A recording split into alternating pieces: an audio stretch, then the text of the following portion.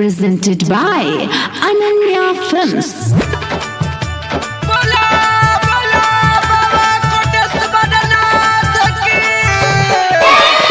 अजय दीवाना मलमल गाँव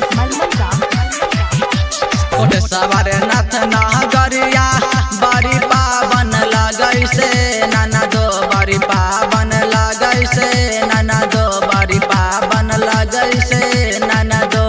अजलवा ढारे जाए के जरूर छोटी रे नाना दो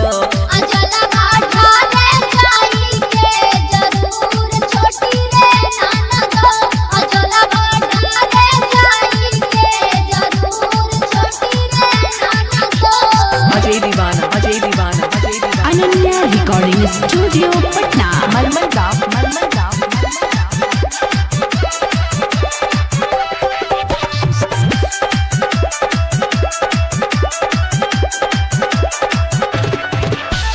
गेरुआ रंग छोरिया जाके की नाले बाइये नाना दो जाके की नाले बाइये नाना दो जाके की नाले बाइये नाना दो अजलवा ढारे जाए के जरूर छोटी रे नाना दो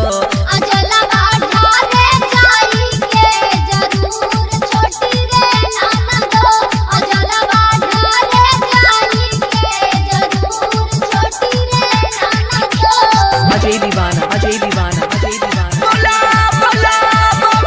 मलमल गाँव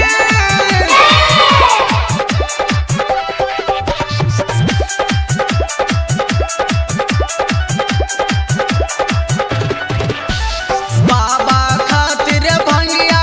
धाथुरा वाला बइये नाना दो धाथुरा वाला बइये नाना दो धाथुरा वाला बइये नाना दो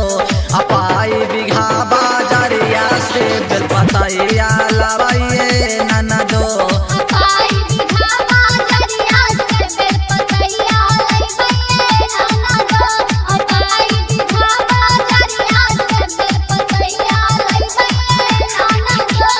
अजय दीवाना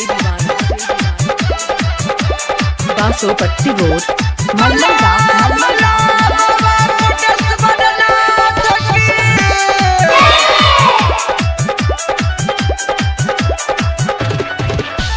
मुना रज से कबर जोरेदार मंगबइये नाना दो जोरेदार मंगबइये नाना दो जोरेदार मंगबइये नाना दो पहिला सोमारी जलवा ढार बेबइये नाना दो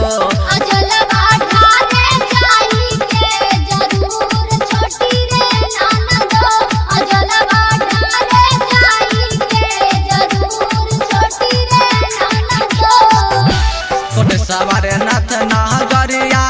बड़ी पावन लगै से नाना दो बड़ी पावन लगै से नाना दो बड़ी पावन लगै से नाना दो अजलवा ढारे जाए के जरूर छोटी रे